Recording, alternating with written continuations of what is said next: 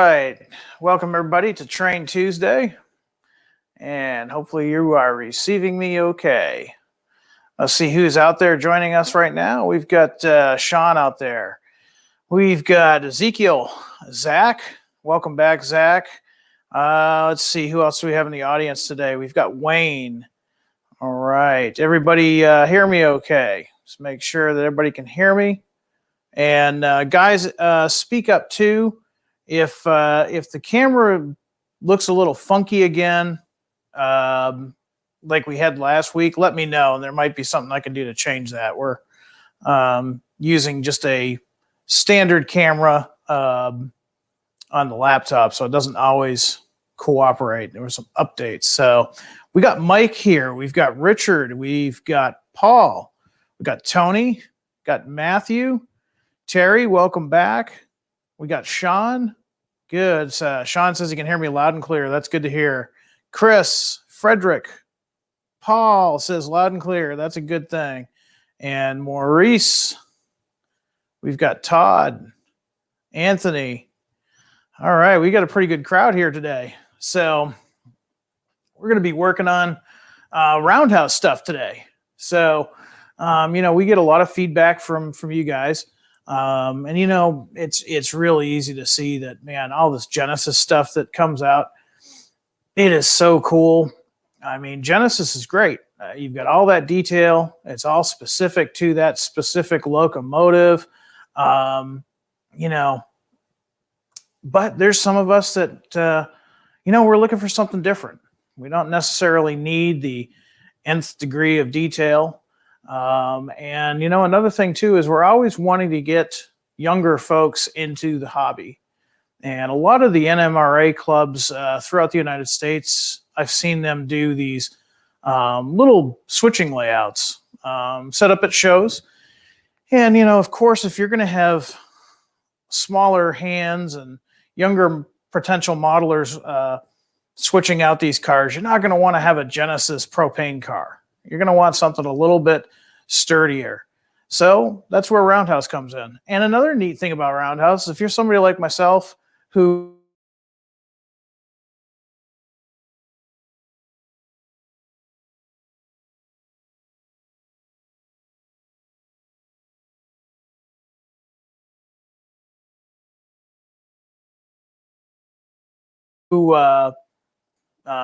the nice apologize for that. We're experiencing technical difficulties out here in rural Illinois. So sorry about that. Not sure what happened there. We do have a clear connection to base, but it kind of went away for a second. But as I was saying, if you're somebody like me that wants to do your own thing, the Roundhouse models are perfect for that, because your average price at a hobby shop for a Roundhouse boxcar is about $24.99, so $25. Not a lot of money. You've got your body mounted couplers, you got your metal wheel sets. You've really got the beginnings of a really great model that you can kit bash even further. So, they fit a variety of different things on our railroad, and that's what we're going to talk a little bit about today. So I am going to look through and see who else has joined us. I've got Mark. Looks like I got another Jim. Yeah, you lost me for a second. I'm back. I apologize for that. Yeah, bandwidth strikes again. When you live in rural Illinois, Maurice, bandwidths, what's that? I think I saw somebody from Vermont. So, hey, from Vermont, from neighboring state, New Hampshire. How much snow did Champaign get?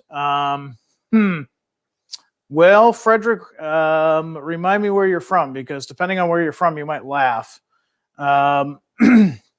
The snow here, let me say, as a diehard New Englander, it was laughable coming from New Hampshire. But for this area, it was pretty deep.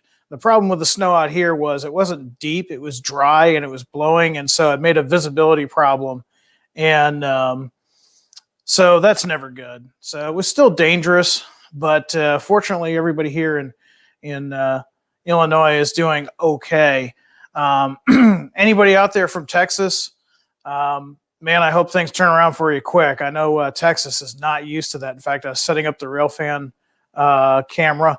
And I thought, you know what? We've all probably seen enough snow. Let's go somewhere where there isn't snow. And I wasn't thinking, and I hit Texas, and Texas has got snow. So maybe we'll go to Arizona. So we'll see what happens in Arizona later on. So great to see some folks from Vermont, upstate New York. Jonathan, beautiful country up there. You got somebody from New Jersey, the Garden State. That's a great, some great history in there for railroad. We got somebody, looks like from New Mexico.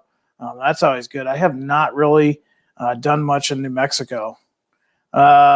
Chris was saying, man, wind chill was -46 2 nights ago. Not my cup of tea. Ted, he's calling in from Wyoming. Donovan says, we're going to talk about trains? No, we're going to talk about the weather. So let me tell you about the snow. I'm kidding, Donovan. And that's a cool name, by the way. So let's talk about trains. Let's get on it. The first thing that I want to show you guys that's coming out, and this is all this. What I'm going to show you first is pre-order. So you need to get with your dealer if you see anything that interests you. Let's talk about cabooses. And I'm going to share my screen.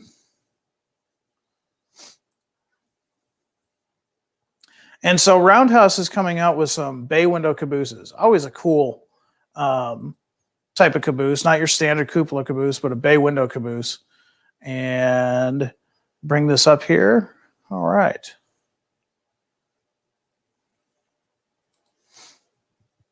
Now again, these are older molds. They go back a few years, but they've been updated, cleaned up, updated. If you remember the old blue box days, I'm sure many of you out there do. These were available in many different roads that were offered throughout the years. And those are great kits. They were great kits. They're great starting points. These are based on those, but they've been improved, vastly improved. First of all, I mean, for one thing, you don't have to assemble them. The paint on these is so much better than they used to be. In fact, what I'm going to do, I know this is only line art, but I'm just going to go ahead and blow this up so you guys can see them better. All right. And let me get in there so we can, I'm going to zoom in on these because these are really cool paint schemes that we're doing this run. And you're probably going to be interested in at least one of these. So we've got something here for everybody. We've got East Coast roads, we got West Coast roads, we've got Midwest roads. We've got a little bit of everything. Starting with the Pennsylvania, offering this in one road number, and we're also doing the New York Central and that really cool jade green. That was it was a color that didn't really get used all that much because it wasn't soon after that they became Penn Central. So this is even if you did early Penn Central, you could buy the Pennsylvania and the New York Central and a little bit of artistic license maybe, or if you've got some good pictures, you could go ahead and letter these up for Penn Central. But cool, I'd say mid 1960s, just before the merger,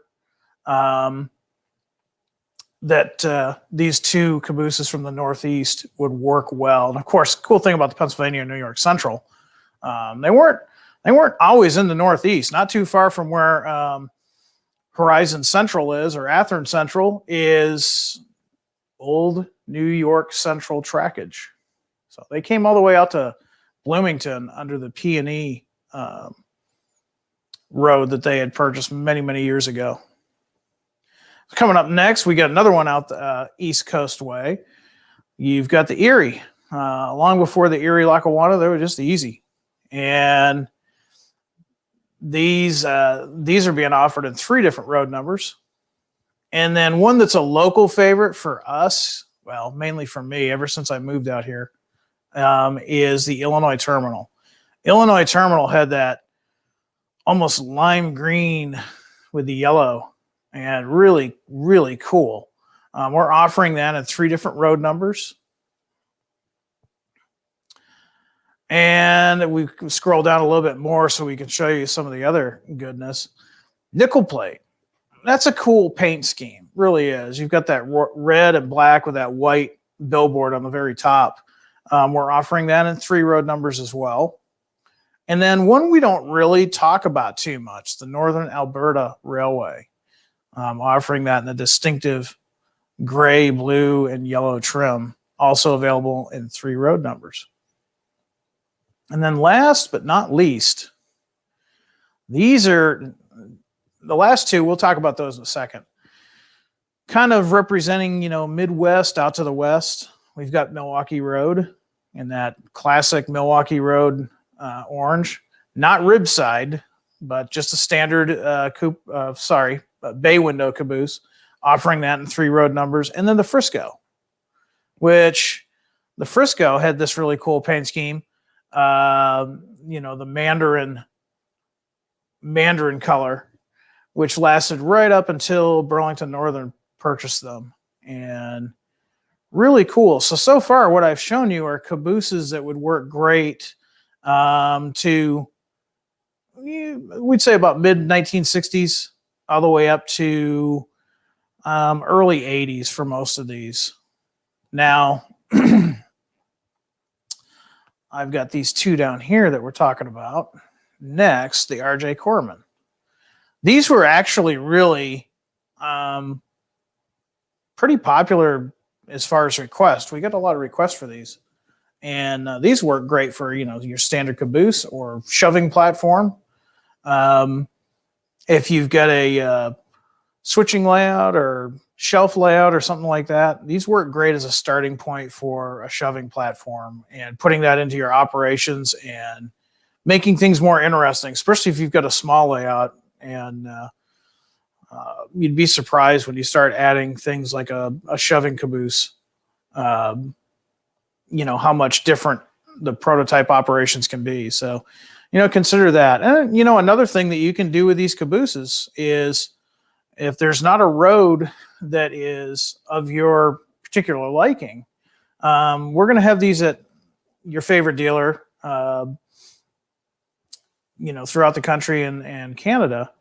And if you want to kit bash one of these, if you want to repaint it, heavily detail it, maybe base it on what you have, you can, because you're talking a caboose that's not going to break the bank. These are the nice thing about the Roundhouse cabooses is they're really economic, and yet they do really well. They run nice, a lot nicer than the blue box models they were based on a few years back. So again, these are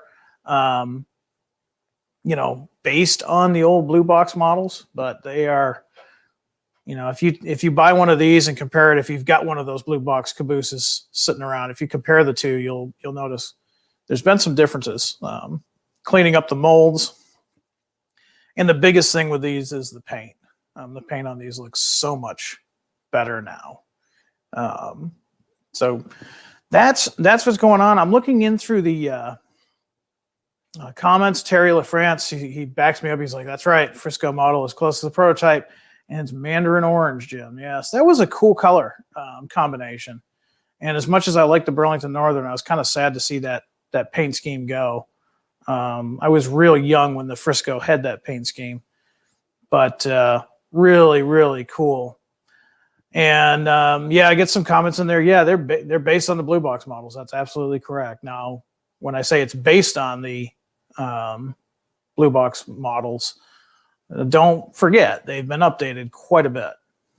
They are somewhere. I have a blue box caboose like this, probably buried in the attic somewhere, and they're similar but different at the same time. And these new Roundhouse models are just so much better. And I mean, the biggest thing, we'll talk about it a little bit later in our broadcast, is just the paint quality. Paint quality is so much better. I saw another question out there about the authenticity of these. The Roundhouse, they're not going to be as dead on to the prototype as, say, a Genesis model. Genesis models, they're based on actual prototypes, and we try to get as much of the prototype onto the model, whereas these, certain liberties are taken, basically because of their price point and basically because of what they are. So are they going to be 100% accurate every time? No. but you can either make them accurate to your liking with with prototype data that you might have, or we've had some people actually go ahead and buy these and strip them down and repaint them, redecal them, and do some really fantastic modeling with these. So they're just a great all-around model. And again, if you've got a layout and you've got younger siblings or grandkids and they want to run a train, you don't want to necessarily trust your Genesis ICC Caboose to small hands, because they're, they might damage something they don't mean to. So these are a great Caboose for them. And let's see, I'm just going to go through the comments here real quick, see if anybody's got any questions on these before we go through to the next one. Let's see. And if I see something really good, I'll put it up on here. I got one that's asking what's the price on these cabooses. So the price here that we show is not the same price that you would see at your hobby dealer. These are basically a retail price of $34.99. Depending on your dealer, they're going to be a little bit cheaper than that. Sean's like $29.95. LOL. Well, yeah, depends on your dealer. Our suggested retail, just like anything else, though, is $34.99, which in the grand scheme of things, when you think about all the other things that we put on our layouts and we purchase for our layouts, that's not bad. It's not bad for what these are. And yeah, they're just a good all-around model. So the next one that I'm going to show is, and I'm going to go ahead and get rid of this. We had a lot of people asking for this next model, and it kind of surprised me, but we had a lot of feedback on this next one. And Steve, I'm going to put your question up there real quick before we move on. Can you disassemble them easily? Pretty much. I mean, if you have any kind of modeling experience putting together or working on locomotives, putting decoders in them or something like that, yeah, they're not hard. If you've got your workbench with all your tools and good lighting, it's not that hard.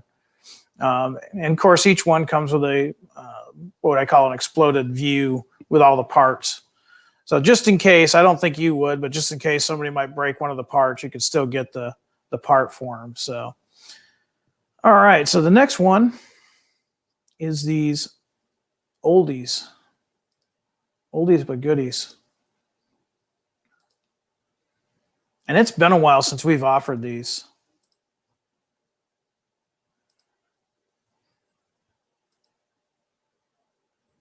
"36-foot old-time boxcars." Now these, oh boy, I don't even remember when these were offered last. It's been a while. It's been a minute. These have been something that we've gotten requests for a while. And I'm going to go ahead again and zoom into these so you can see them. Now, these are perfect for anybody that's modeling early 1900s, turn of the last century. These are the old 36-foot wooden boxcars. They've got the old arch bar trucks. They've got the turnbuckles. I mean, this is great stuff for earlier models. So if you're modeling anywhere, I'd say from turn of the last century to 1925, these would still be mainline freight cars. Some of these too, for those that are modeling later, into the transition era, you can use these as maintenance away cars. You can park them in your yard somewhere on the deadline. What's really funny is I was watching a historical society slideshow the other night of a certain Northeast railroad, and most people will probably guess which one it was, and parked right in front of I think it was a Jeep 9. and this was probably 1979, 1980. Right in front of it was a 36-foot boxcar, which it's one of those things where, you know, pictures or it never happened. And there was the picture. I could not believe it. Now, obviously, it was not in great shape. It had probably been parked there for a bit, but these can be used for all kinds of different things. If you use them as they are out of the box, they're great, because you can use them from, like I said, 1900 to 1925. We've tried to make every attempt as possible to recreate these as accurately as possible. And as you can see, I'm going to go ahead and zoom in on these so you guys can see them, because these are pretty exciting. We've had a lot of people excited about these because, again, we haven't offered these in a while. So we've got the cotton belt and that really cool logo that they use for a number of years. This is based on an early turn of the last century, 1900s. We're offering it in 3 road numbers. Of course, the Santa Fe. Again, 1900s. Here's one. Here's one that we got requests for and we haven't done in a while. New York, Ontario, and Western. I think we're going to have today's shout out question. I'm not going to ask it yet because I want to see the comments, so I make sure the right person comments, but put your thinking caps on while I talk about these other ones, about the New York, Ontario, and Western. But this, again, is available in 3 road numbers. The Chesapeake and Ohio, of course, also in 3 road numbers. And we've got 2 more. We've got the nickel plate, and we've got the Missouri, Kansas, and Texas. These, again, these are all based. You can see the old fonts. You can see the old lettering. You can see the old logos. These are all based on cars as they appeared turn of the last century. So if you've got some cool early steam locomotives, these are perfect for that. And they're not going to run your budget all that high. I mean, with a $34.99 retail, they're perfectly fine. You can build a really cool turn of the last century train real quickly with these. And of course, you know, they're ready to run out of the box. So you don't have to worry about putting together all the turnbuckles and all that. And unlike when they were kits, these are available with 33-inch metal wheels, much better couplers than remember the old horn hook couplers. If you want to upgrade those to a different brand of coupler, it's easily achievable. And again, the track doesn't matter if you're running on code 100, 83, even code 70. They work fine on that too. So really cool offering. And if you've been looking for one of these cars, then this is your chance. You're going to want to get to your dealer and order these. And, you know, just one of the things too, I don't know when we're going to be offering these box cars again. So this might be the only chance you get to get this era of freight car for a while, because this is an era that's not as modeled as much as it used to be. But again, we had a lot of requests for it. So, you know, we will see how you guys respond to it. Now, I'm already seeing some comments, so I think you guys are ready. I'm going to go ahead and I want to see the comments before I ask this. Today's shout out question is, when we go back and look at these gorgeous box cars, makes me want to buy a 440 American. When you look at New York, Ontario, and Western, keep in mind that railroad. Every railroad, just about every railroad has a slang name or rail fan name. But there's one that one was known for. The first person that tells me the nickname that the New York, Ontario, and Western gets a shout out. I'm watching the comments right now. And if you look at the logo, there's kind of a hint there. It's one you don't hear much anymore. There we go. I'm going to go with Steve. I've heard the old woman, but the one that I hear the most is From Steve Anderson, the old and weary. If you look at the logo real quick, to me, it reminds me of the old Willis Jeep logo, that W, but it's within an O. So the old and weary. And pretty cool railroad. If you don't know much about it, look it up. Really, the old and wobbly, yeah, I've heard of that too. But the old and weary was the one I always heard the most of. Yeah, definitely some cool stuff. So that's what we've got to offer for you this month. I'm going to go ahead and remove that. So, I mean, that's a pretty cool selection on what we got this month. And hopefully you guys, you know, either the Cabooses or the old turn of the last century boxcars are something that's, you know, interesting to you. It's pretty interesting when you look at those old boxcars. You know, you're talking about a boxcar, depending on the manufacturer, you know, they might have steel ends, and they had a steel bracing, and then they were just sheathed in wood. Pretty common at the turn of the last century. They didn't really start going to the whole steel shells until much later in the you know, the next few decades. And of course they got bigger. They went to 40 foot, and then from there they went to 50 foot. But these are really cool because they don't take up a lot of room. And if you look at some of the older track plans through maybe Kalmbach, there's some cool track plans. One that I think of is a track plan that they published probably back in the 1970s called the Ma and Pa. And that was based on a really cool little railroad at the turn of the last century. A lot of cool stuff. So I'm gonna, as I'm talking, I'm looking through. Frederick, I'm gonna put your question up here. What are the grain cars next to your left arm? I don't know what you're talking about. Well, it's actually the next thing we're going to talk about. This is, like I said, this is pretty much all Roundhouse today. Yeah, it looks like we got some folks out there remember the Ma and Pa. That was a cool model railroad series. So, okay, so Donovan, I'm going to go ahead, before we go further, I want to put your, so Donovan's saying, man, I bought those cars years ago for $6 a piece.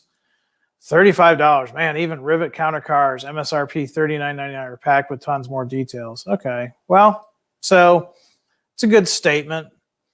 When I was a kid, I could probably get, yeah, that's probably what I was paying for a blue box model. First of all, the paint was nowhere near what it is now. That's why a lot of people that were serious into it would strip those down and repaint them and re-decal them. That's something you don't have to do anymore. Let's see, the economy when I was buying those cars back then, a well-appointed Camaro was about $12,000. You know, the economy was different back in the 80s and 70s. Now you're getting a model that includes the metal wheel sets, which was actually one of the first things that I would change out on my any model car. I change out the wheel sets. I don't even remember what I paid for the metal wheel sets back in 1989, but there's something you got to change out. You had to change out the couplers because back in those days, they were horn hook couplers. So these actually come with a McHenry coupler. And I understand not everybody likes certain brands of couplers, but at least these, if you have the other brands of couplers, they'll work with them, unlike a horn hook coupler. They're weighted better. One of the first things, the other thing that you'd have to do with the older kits is you had to weigh them. You had to put them together. So, yeah. I get that the $35.99, that's a retail price. Your hobby shop is going to have them for a slightly different price. And it's a different car. Like I said, it's based on the old blue box, but if you compare them side by side, they're completely different. They've been updated. The painting is so much better on them. And again, you can get one of those models If you want something with more detail, there's the Ready to Run. There's also the Genesis. So I saw your comment out there, Donovan. I'm not picking on you. It's just something that people do say, and it's something that it's worth talking about. So going back to these are pretty cool. This is more Roundhouse goodness. Put this here so I don't hide them on you. There we go. Eventually, I'm going to have the layout in the other room, and then we can start doing some live feeds from the layout. So these are the ACF Centerflow cars. These are going to be in stock. Looks like they're going to be in about mid-March or so. And these, again, they're not Genesis. They're not Ready to Run, but they're still really nice. I mean, compared to what I had when I was younger with HO, these are absolutely gorgeous. I'm looking at the lettering right now, and to get to this quality years ago, you would have had to have used decals. Really nice cars, of course. Not as a big deal in HO as it is in N scale, but of course we've got the body mounted couplers. You've got the nice metal wheel sets. They'll work on all types of railhead, whether it be 83, 100, 70, what have you. These will work great on that. And these, again, like I was saying earlier, I've seen a lot of the NMRA groups throughout the United States use the Roundhouse cars for their switching layout because they're relatively economical in price. They don't have a ton of details that are easy to break off. So small hands can operate these without fear of destroying small, minute details. They're great for modular clubs if you want to throw these in a foam padded box and run a big unit train of, say in this case, the covered hoppers, you can. Now, let me make sure. So I think I got some good pictures of these I want to show you guys, because I know on the camera I could be talking about them and you guys are like, I can't see what he's pointing out. So I'm going to bring up some pictures here.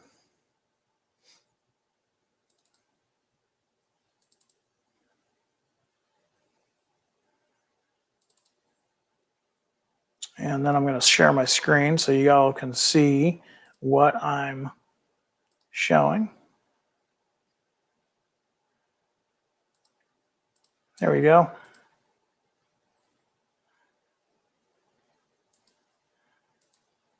And the other thing I'll do too is I will go ahead and open that up so you can see it.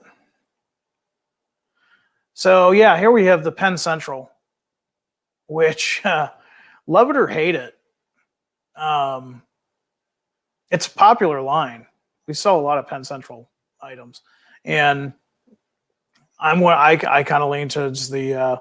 I guess I'm just young enough to really like Penn Central. Some of the older guys, not so much, but we offer it because it's actually been a popular seller for us. A lot of Penn Central stuff's been very popular for us. So this is the lineup that we've got. You'll be seeing this on your Facebook feed here pretty soon. Another picture of the Penn Central. Now here's something else to think about. I mean, look at the lettering, look at the writing. I mean, this is just so much better than what we had years ago. You don't have the minute detail of, say, a Genesis unit, but it's also at a different price point. And again, it's perfect for the younger modelers. Or how about this? I don't know how many guys out there do operation sessions. I know with COVID, we haven't been able to do that lately. But, you know, when things get back to normal, we'll probably go back to it. But a lot of you guys probably do operations. And let's be honest, there's always somebody that'll come over and let's just say they're not as delicate as you are. You know, you don't want to put a Genesis model out there during your operation sessions. Maybe you want to run something like this. It gets the job done. Operations is, you know, based on reality, but and for us, it's a game. We're not actually down on the ground cutting cars and trudging through snow and things of that nature. So, you know, this basically is a great vehicle for operations because it serves the point. And really, even if you want to, you can use these as a great starting point for further detailing. Here's the CP version. I'm really becoming a fan of CP rail. Again, a little bit more modern car than the previous car. The previous car would be based on mid 70s, early 80s. This is based more on a more modern car because you've got the Scotch light on the sides for visibility. And, you know, these were real common all throughout the United States for a while. I haven't seen them as much anymore. A lot of them have kind of weathered on, but anybody that's doing the 80s and 90s, this is the perfect car for you. These are all available coming up in March. You're going to start seeing these show up in March. I'd say about the same time as the SD60Ms are going to be hitting the shelves. So let's see. I'm just checking to see if anybody's got any questions. Yeah, Tony, I would agree. They look really nice. I'll probably get some for when my layout is ready for operations. Not that any of my friends are klutzes, but again, these are great. And again, if you've got a younger modeler that wants to get into this, I mean, this is just the perfect way to bring them in. They want to run trains too. How many times do we go to a train show and, you know, the kids are told don't touch? Set up a simple switching layout or a time saver with a DC power pack and a roundhouse locomotive and these cars, and let the kids go at it. You'll find out that they have a lot of fun. That's what like I said, a lot of the NMRA clubs around are doing. So I'm looking at the comments, seeing if anybody's got any questions on that. Yeah, Kevin, I agree. The PC is really cool. Let's see.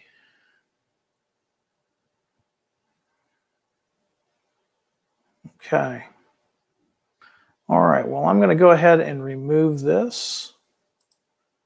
And like I said, these are going to be available in about March, about the same time as the SD60Ms. And I mean, for the price, these are great. These are great little operator freight cars. They have a lot of the detail that is you know, like visual detail without the really fine detail. And as I'm holding this, I would never hold my Genesis car like this because you can see where my thumb is. You know, my finger and thumb is down here, and this can hold up a little bit better. And that's what you need for when you're, you know, working with the younger public, because some of these kids, they may have never even seen a model train up close. So this is just a great way to get them into the hobby. You know, and another thing too is, I can't really see if you can see it, but you know, you have different doors. You got the cylindrical, or you've got the oblong doors. So yeah, if you go to our website, either I think tonight about 6 o'clock or so, if you check your Facebook feed, there's going to be a Facebook post about these, and there's a link. It'll take you right to the Athearn website. It'll let you see what models are available, what roads. I think we're also offering these in 3-car sets as well. So if you want to make a quick grain train really easily for your modular-based club, then yeah, definitely check that out. But that would be coming out again in about mid-March. So now, while I'm talking, this week's been an interesting week. We've had a lot of comments on our Facebook page. We've had a lot of input on our Facebook page. And there's a couple of things I wanted to address with you guys, just so you know that we are listening. There are real people that are working behind the scenes that you can't see. It's not just myself or sometimes Janik. There's a whole team that work for you guys. And I'm going to go ahead and get this set up so you can see it. Recently, we were about a month ago, we talked about the Vermont Rail SD70M-2s. And we had some folks right here on Train Tuesday and some other folks that had emailed our development and said that, hey, I don't know if you guys are aware of this or not, but those two locomotives, even though Vermont Rail only has two of those, they're actually kind of different colored reds. So, this is the kind of stuff that we are asking for from you, the modeler. There's a lot of information out there. If you look behind me, this bookcase, it's not one of those Amazon pull down fake backdrops. These are real books. These are real books. This is a lot like what we use. This is what development will use. We don't just use the internet, but we can't catch it all. And so if you see something that's in our announcements and you think you can help, we're modelers too. We want to hear from you. Contact us. And that's what happened here.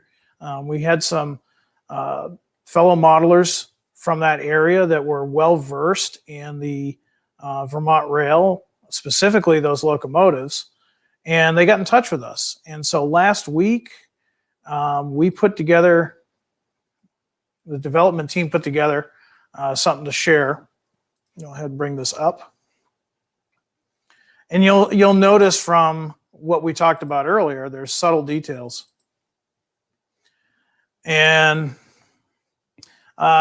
D'Angelo, I see your question there. The ordering on those have closed. If you didn't pre-order one of these, you still have a chance to get one, but I would talk to your dealer sooner than later because the Vermont Rail ones have been very popular.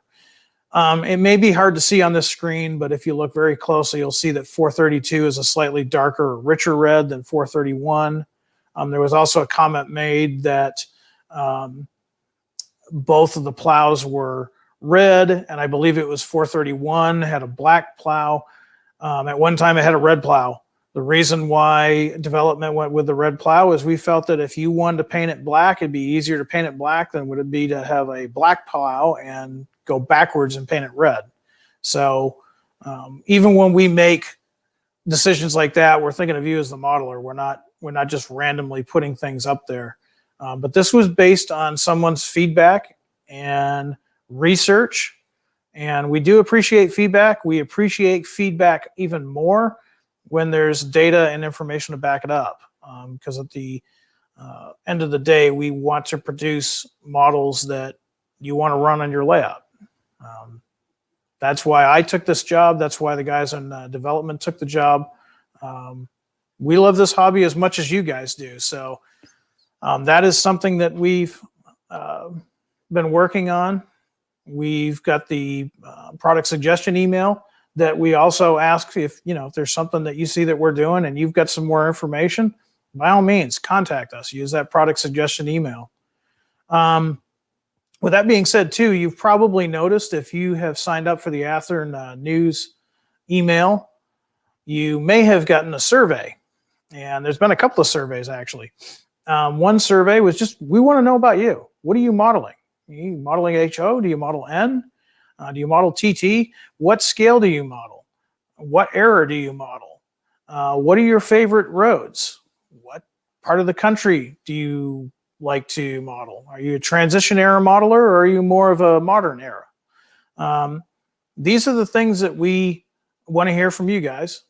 And that way, when we make future releases, we're actually making something that is what you're interested in. We don't want to do something that you're not interested in. So be sure, if you have not seen that survey, go ahead and fill that out, and it'll get right back to us. And we've also got another one out on the SD70M-2s. So go ahead. You'll be seeing some surveys from here occasionally from time to time. And we know all model railroaders, myself included, we have a lot to say. We have a lot of opinions, and we have a lot of things that we like to point out. So we want to hear from you. And we are looking forward to do that. It looks like Robert got it, and he did. So thank you, Robert, for filling out your survey and getting it back to us. We really do appreciate it. The biggest problem that we have, or myself here at Athearn have, is we don't get to talk to you like we normally do because we haven't seen you in probably over a year because of the lack of train shows.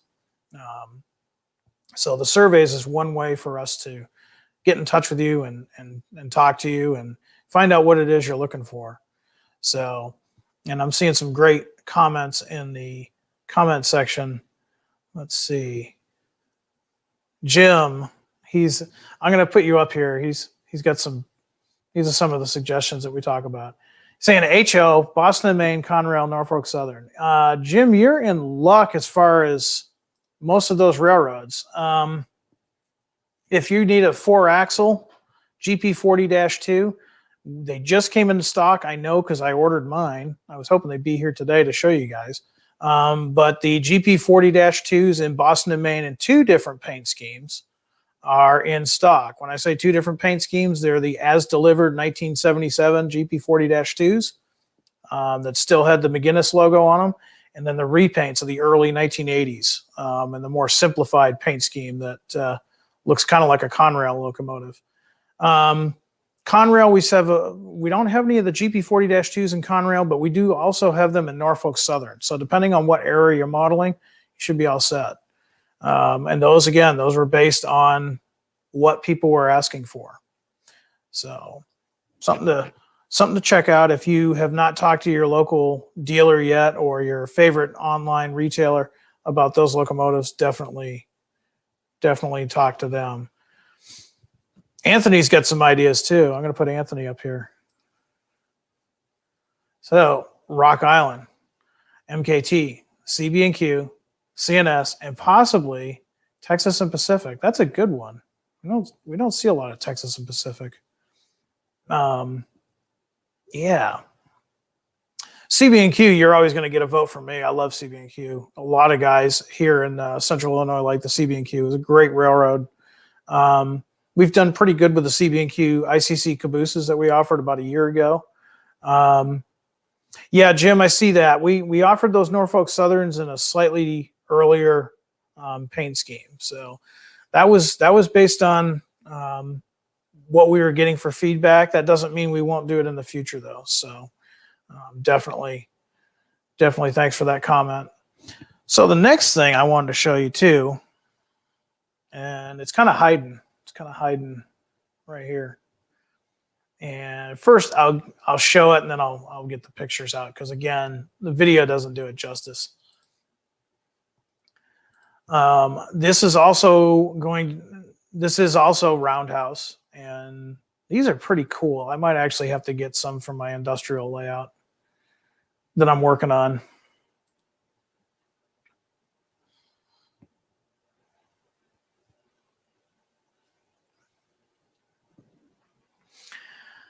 Pretty cool. Southern Pacific for you Southern Pacific guys. I grabbed the Southern Pacific one. These little dome cars, and man, when I was a kid, I don't know why I love tank cars, especially when they look like this. The modern ones are so much different now. You know, these are the old school frame style dome cars. Now, what's interesting about this Southern Pacific, I don't know. I'm going to try to get it to the camera so you can see it. What's really cool, maintenance away type up into the 70s. Guys that model the 70s, you know what I'm looking at right now. This is actually, not only is it Roundhouse, but it's actually Prime for Grime. And let me grab that picture so you can see a better shot of it than me just holding it in front of the camera.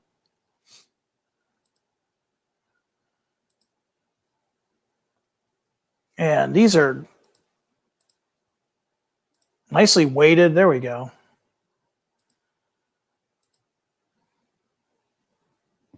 Pretty cool. These are in stock right now. These are in stock. These are also available in multi-packs, 3-packs. And I mean, again, this is a great starting point for, like I said, this one's kind of a maintenance away freight car. So you've got the beginning basis of something really, really cool.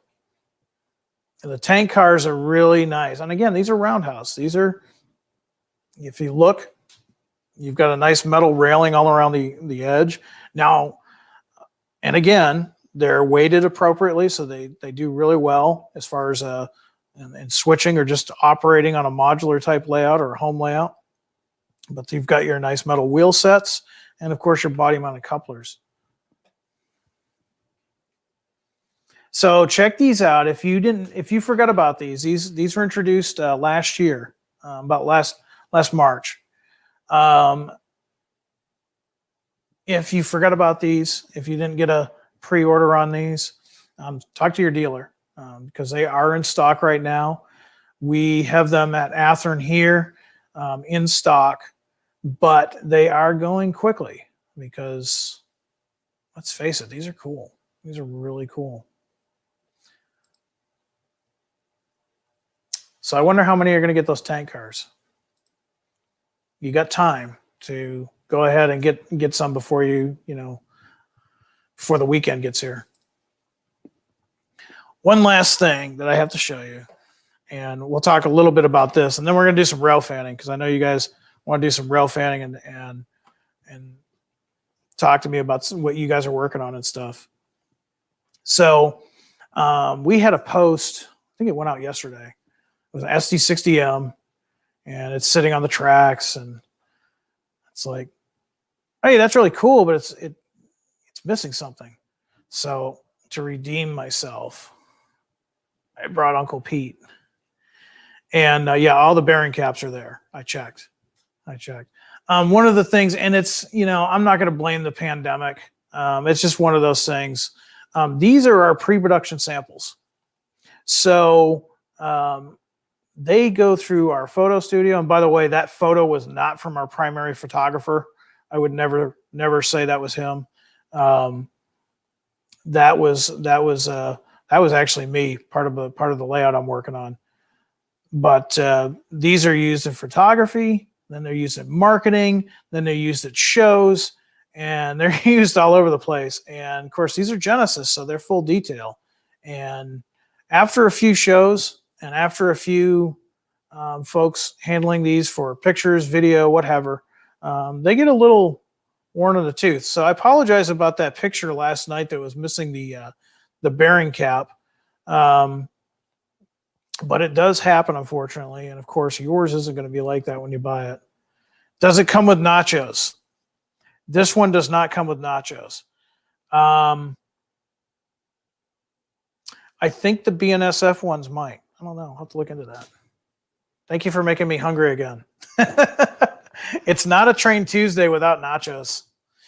So anyways, with that said, I was going to look up some an appropriate place for rail fanning. And like I said, I was going to find a place that didn't have snow. So originally I was going to go to Big Sandy, Texas, because, me being from New England, it's like, Texas, it's always like warm down there. I was wrong. It's full of snow right now. So I'm going to go, oh, that's better. I'm going to go to Tucson. Make sure this is playing live. And make that screen big.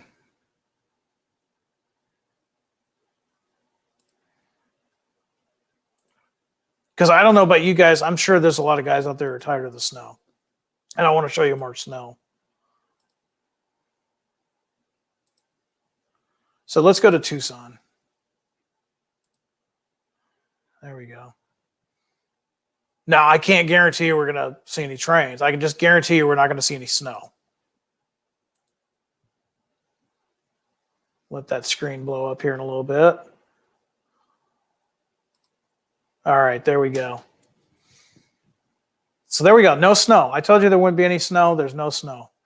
So now's the point of the show. It's where do you want to go? What do you want to talk about? Tell us what's on your mind.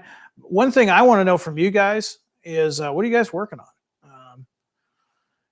Jim Straka, I hope I'm saying your name right. He hails from Massachusetts. Yeah, that's not too far from my stomping grounds. But I can tell you, if I was in that area right now, I'd probably be on my snowmobile. Let's see. David, did you miss the updated U-boats? No. Nope. Let's see. I'm going to go back. Let's see. Here we go. I just saw one I was going to throw up on the screen. Zach. He says, hey, Jim, I sent you guys an email regarding the Athearn Genesis Legendary Liveries MEC, GP40-2s, and Harvest Gold. I just wondered if you got the email. So, Zach, that's a great question, and something else that's worth repeating. I know that you guys are emailing us. For a couple of things about the email. If it's a product suggestion, especially on something like that, it's no offense to you as a modeler. That's kind of a collecting point. We're collecting what you want to see next. So if we get emails saying, I want Rock Island GP38-2s and Bankruptcy Blue, and those start getting collated, then the chances of us doing GP38-2s and Genesis and Bankruptcy Blue, pretty good indication with that. That's where we should go. You're not necessarily going to get a reply from that. So don't take any offense to it. In the perfect world, yeah, you would send me an email or you'd send our development team an email. And trust me, we could talk trains all day long. Unfortunately, we wouldn't get any work done. So what we do is we do compile those emails. We do get them. We don't always return an answer to them because at this point it's a product suggestion. Now, that being said, we've had some customer service folks saying, hey, we're getting a ton of emails every day. Let them know that we see their emails, we're reading their emails, we're taking care of their emails. Sometimes it takes a while for them to get back to you. If you're sending an email looking for a response, just give our guys time. They are inundated with the amount of emails that are coming in on a daily basis. So Terry likes my example of the Rock GP38-2s. Yeah, I do too. It's kind of the Boston and Maine of the Midwest. I always like the Rock Island. I'm looking to see what else we've got in here. Some great stuff. So, Michael, I'm going to get your question up here because it says, what timeline are we looking at for the CP SD60M and the SD70 ACU? Okay, that's a great question. So we'll start with the SD70 ACU. We announced those back in November, and those will be coming out this November, so November 21. If you pre-ordered through your hobby shop, you're in good shape. If you have not and you're just finding out about them, by all means, get to your dealer now. And some of those have been so popular that they've actually been pre-sold before they've gotten here. So definitely get with your dealer if those SD70 ACUs interest you. And they are absolutely beautiful units. The one that I've shown here on this show before is a pre-production sample. The amount of detail that was put into that locomotive is amazing. And the fact that we worked very, very closely with CP Rail, these are going to be very nice models. Now, the SD60M that you were talking about, the CP,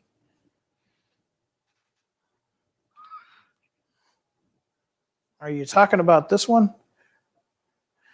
So the CP Rail, in fact, I will go ahead and I'll let you see it. These will be in stock. These are the CP Rail SD60Ms. These will be in stock probably about the middle of March. And just so happens I put that up there because I really like the CP Rail. Hey, check it out. Train.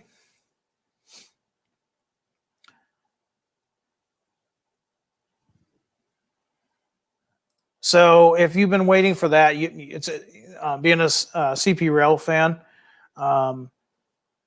then yeah, definitely you're in good shape. I'm just going to go through and see if there are any other questions. This is a good question from NS. Will the ACUs have the same lighting system as the SD80 Max? Okay, so The SD80 Max, I think I know what you're talking about. Those use just the nature of the SD80 Max. The ditch lights use like a plastic. I can't remember what the technical term is, but it's like a light tube. Whereas the SD70 ACUs, they're actually LEDs. Now, when you say same light system, yes, it's a Genesis 2.0. So that means when you get the SD70 ACU, it's going to have nose headlights, ditch lights. If you get the Norfolk Southern versions, the ditch lights will oscillate or alternate when the horn is selected. You also have operating number boards and operating ground lights, which is really cool. They look phenomenal. Now, the other thing, too, is I think I said this last time we talked, the SD70 ACUs or any of the models that have the G2, they have ground lights, they have ditch lights, they have number boards. If they are too dim for you, you can adjust that. You can go into your settings, you can adjust the CV settings, and you can basically adjust those to your liking. They come from the factory already set, but you can adjust that. Just because they come from the factory like that doesn't mean you have to live with it that way. There are ways to adjust it. In fact, if you go to DG Model Works, he just did a review for us of the SD80s. He did a follow-up video, which was really nice, on the lighting for the SD80s. So go check that out. He does it step by step, makes it really easy for you to do. Let's see.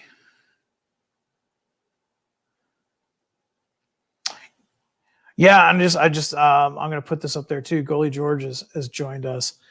The soundtracks video will show you how to adjust the brilliance too. That's true. Thanks for reminding me. If you haven't been to the soundtracks website, I highly suggest you do that. Of course, we use the Tsunami 2s in the Genesis units, and yeah, there's so much more.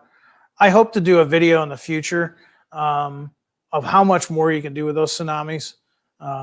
George at Soundtracks has talked to me about it, and I mean, there's so much you can do. Also, check out George's YouTube channel. He's got a great YouTube channel. He's a Missouri Pacific fan.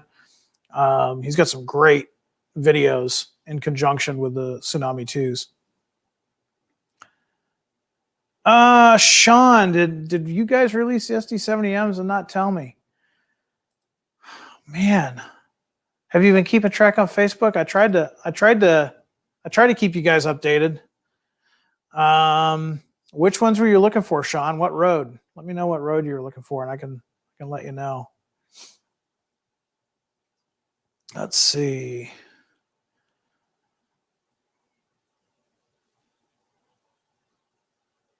I'm just going through your comments and seeing. Of course, ATSF. I'll tell you what, Sean. You keep watching that. I'm going to check something for you. See if we still have some in stock. I will let you know they did go pretty quick. Anytime the Genesis models come in, usually they don't stick around too long. Let's see. Uh-oh.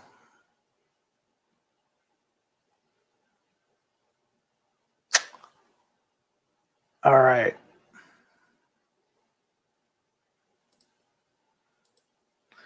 All right, guys, I'm going to help Sean out here for real quick,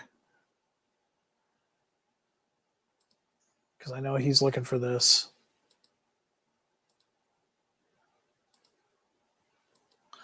And I'm going to share my screen real quick so you can see this, Sean, and anybody else that may have missed this. You haven't missed the boat yet. You're getting close, though.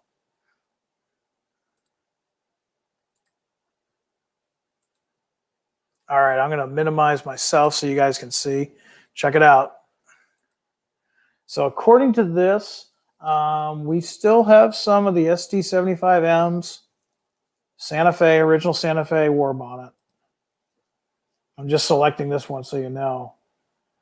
And we do have them in our DC, in our distribution center. So that tells me that, Sean, what you need to do is get a hold of your dealer. If you've got a dealer local to you, give him a call and he can get that to you.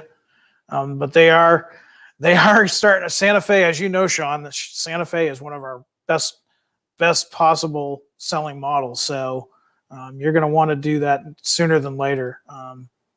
I already missed out, I think, on one of the BNSF versions. So I'll bring our railfan camera back up.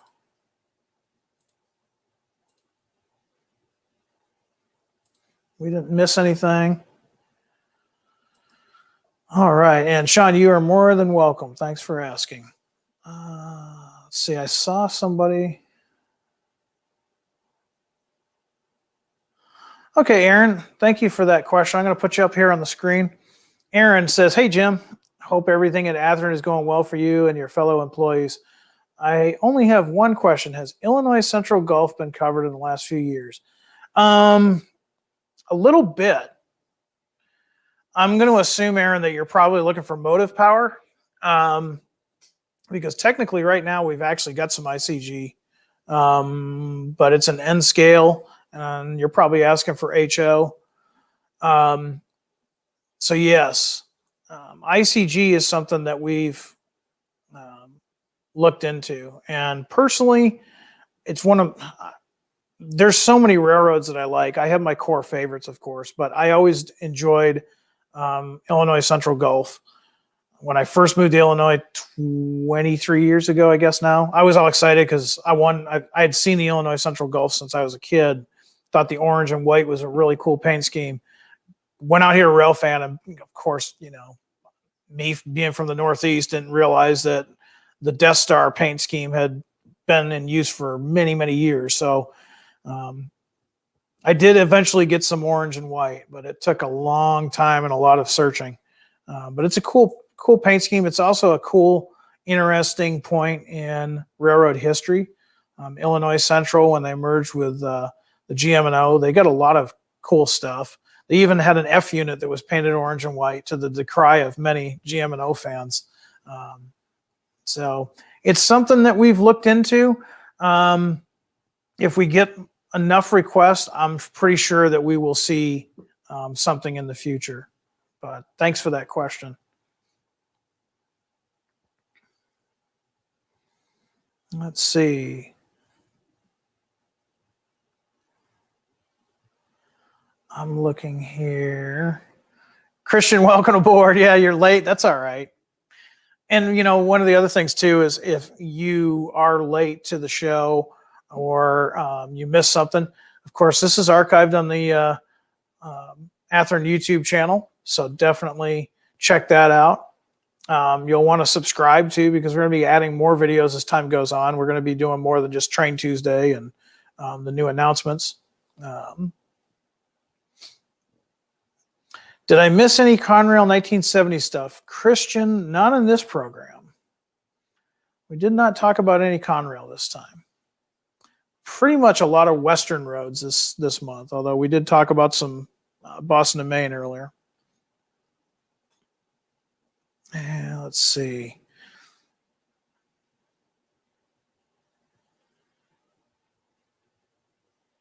Jonathan, okay, your question or request is cool enough that I'm going to put you on the screen. Jonathan says, I got a new weekly request. The Canadian Shortline NASCAR paint scheme in the Essex Terminal Railway GP9 chop nose unit 108. HO Genesis is known as ETR 108 in my hometown, Windsor, Ontario, Canada. Okay, I am not personally familiar with that particular locomotive that you're talking about, but it sounds really intriguing.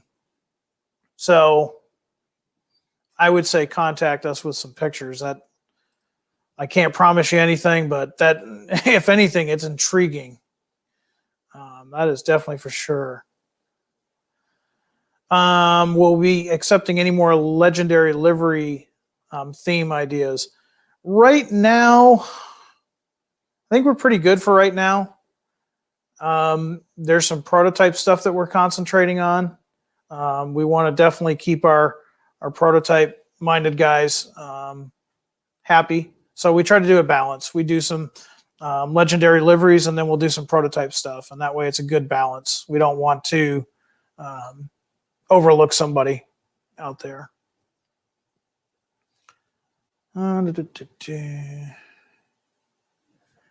Oh, CB says he just picked up a new Genesis GP7 in Burlington paint and a Genesis GP38-2 in BN paint. They arrive tomorrow. Can't wait. Yeah, that's a cool. And when you say Burlington, you mean the original Burlington, the CB&Q. So I wonder if it's like the one that I got, the Chinese red and gray. It's technically a Burlington Northern unit, but it's still in the CB&Q paint. It's just got the Burlington Northern 4-digit number. Those are gorgeous. I bought one of those for my personal use and absolutely love it. And then the GP38-2 in Cascade Green, yeah, I can see why you're excited. Those are great locomotives. Yes, Jonathan, the autocorrect always messes me up too. I understand. Totally understand. Oh, let's see. Okay. Bradford, that's a good question. We were talking about Rock Island earlier. Any chance of the Rock Island GP7/9 rebuilds in the blue? I have not actually bugged the development team with that. Maybe I should. Because that was, yeah, that'd be kind of cool. One of the development guys would probably know better than me if we've got the tooling to do that. I don't know. I'd have to talk to him, but that's a great suggestion. Do me a favor and go over to our website and put that in the product suggestion email, because that's actually, that might be doable.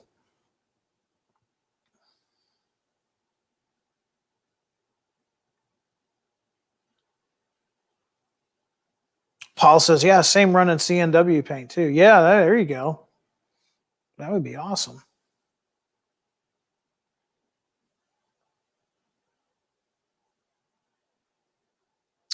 And let's see. Yeah, getting a lot of comments on the Jeep 7s. Yeah.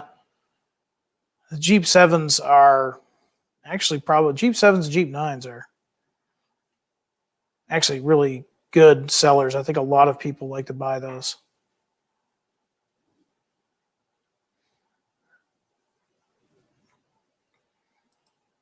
We'll get a few more questions in, and then we'll call it a night. We'll pull the pin, as they say. So be thinking of some good questions, and I'll throw them up on the screen real quick, and we'll talk about it. Man, and Tucson looks a lot better than here. I don't know where all of you are coming from right now. We got a few comments, but that looks a lot better than what we're doing. And it's also funny to see in the comments the Rock Island paint schemes. There were so many paint schemes for the Rock Island. And, honestly, they were really, most of them were pretty nice. I always liked the fire engine red and yellow. That was really cool. I'm sure to the chagrin of many hardcore Rock Island fans, I'm one of the few that likes the blue and white bankruptcy blues. It's a paint scheme that's actually come back. If the Rock Island is back, by the way, if you didn't know that, there's a short line south of us that I know they've got a GP15 painted up in the Rock Island paint. It's really cool to see that paint scheme again. Look it up when you get done watching the program. Just do a search for Rock Island, and it'll come up. Got Trevor from Australia, and 100 degrees Fahrenheit. I could actually do that better than the 3 degrees we have right now, I think it is. Let's see. Request for GP40-3 rebuilds. It's a good request. Let me see. Rock Island Rail. Yep, you are absolutely correct. What I was talking about, that short line, that's called Rock Island Rail. Let's see. Kevin brings up a point. He says, yes, 282 Steam. Here's a quick shout out for you guys before we close out the program. How how many model steam and how many want to see more steam, specifically say in the Genesis. Would you like to see some more steam? We've been doing a lot of diesel lately. We've been doing a lot of 6-axle modern diesel. How many would like to see some heavy steam? I personally like the big monster. We did the big boy, but how about an FEF? Or how about, just let us know. What do you want to see for steam? Is there as much interest in steam as there was? Give me a shout out real quick.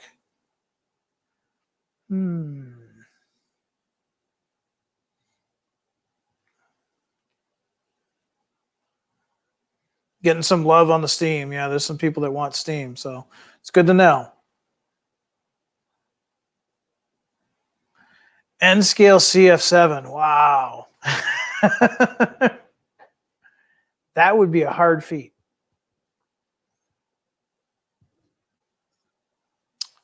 Let's see. I just saw really.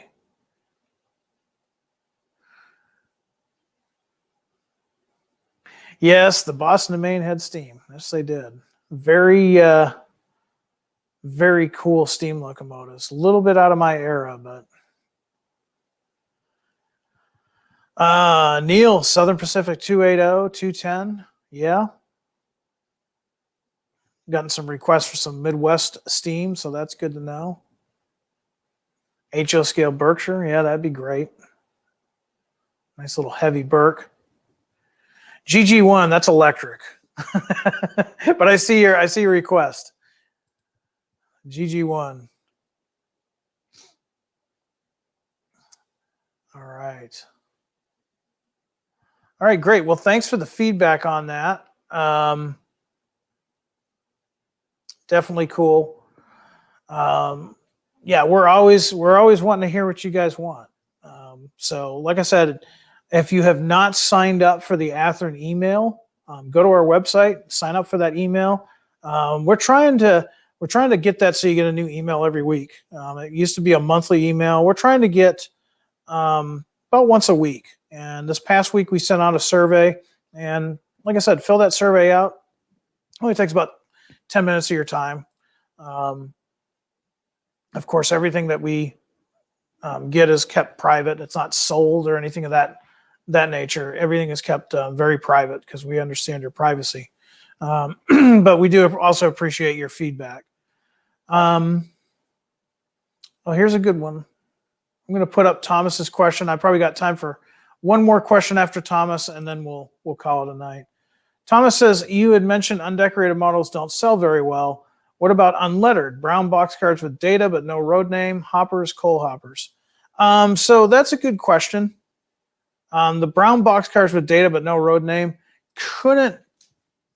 you could do that to a degree, but keep in mind that let's use a Pacemaker 50-foot PS1 boxcar versus a P&E, which P&E was part of the New York Central. Same freight car. In real life, you could look and see the data and it would be different just because of what it was used for, things of that nature. So you could kind of do it. Now, on some things, in a more generic sense, you could probably get away with that. We had done that in the past a while ago, probably 10 years or more.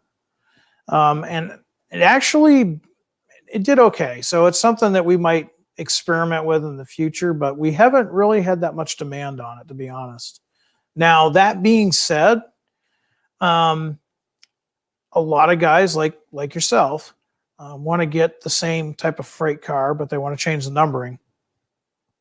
If you go to our website, or I'm sorry, our YouTube channel, look through the videos. We actually have a really good video showing you how you can take, say, one of these freight cars here, and with a little bit of work, you can take this number off without, damaging the paint underneath, and renumbering it, relettering it, whatever you want to do.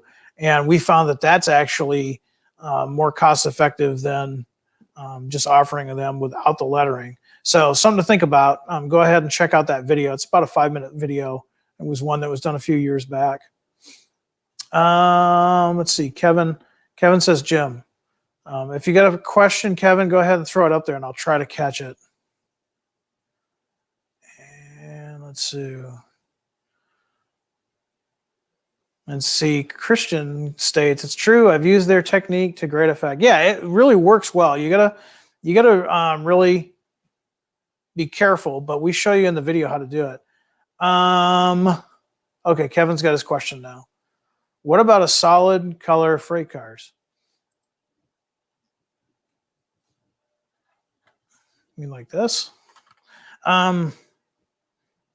As far as like an undecorated solid color, probably fall under the lines of undeck, in general. So probably, if I'm understanding you right, I'm thinking that you're still asking for like an undecked type of model, but just painted in a certain color. Yeah, that probably would not work as well for what we're doing. But all right, well, guys, we are at the end of the line here, so we're going to go ahead and pull the pin on this. You guys have been great. Really love hearing from you guys and hearing the feedback. I want to thank you all for joining me today for Train Tuesday. Now, keep in mind, all the N-Scale guys that are out there, next week is our N-Scale show. We're going to be showing all the N-Scale stuff, and I might even have some examples, so stay tuned for that. That being said, for all of my HO brothers out there, that doesn't mean that the whole show is just about N-Scale. We will talk about HO as well. We might have some new reviews up that we can share. And hopefully, we had a question on Facebook today. They wanted to know about the Prime for Grime weathering contest. We are working on that. We're hoping to get some details to that soon. It's going to be a great contest. It's going to be a lot of fun. I want to see what you guys are working on. So with that being said, like I said, next week is the N-Scale special, but we will also show some HO. Until then, I want you guys to get out there and do some modeling. Hey, and the other thing too is I'm starting to read some stuff from different clubs and stuff that things are slowly starting to open back up again. So it looks like by summer we might have some train shows, which means hopefully I get to see some of you guys in person and not just from a screen. But until then, I want you guys to go back to the workshop, do some modeling, do some good, be kind to others, be happy, be healthy, be safe, and above all, high greens, everybody. Have a good evening.